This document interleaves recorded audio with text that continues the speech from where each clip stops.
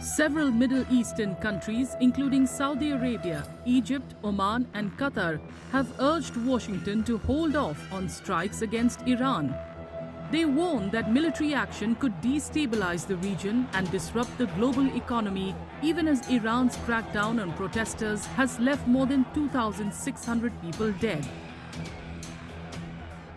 The United States is another country that is looking to intervene along with Israel, but they are also distracted and have their own limitations. And I think that Gulf countries in the region are absolutely not in favor of any military strikes on Iran at the moment. In any case, the military strikes by themselves are not going to achieve anything except destruction unless there is a full force invasion of Iran.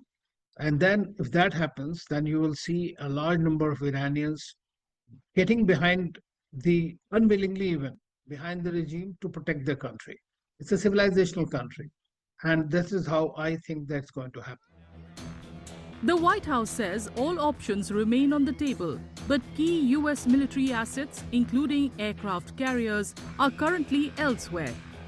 Some experts believe Washington may be buying time to adjust its military posture while continuing to monitor the situation and press Iran with sanctions targeting senior officials and oil networks.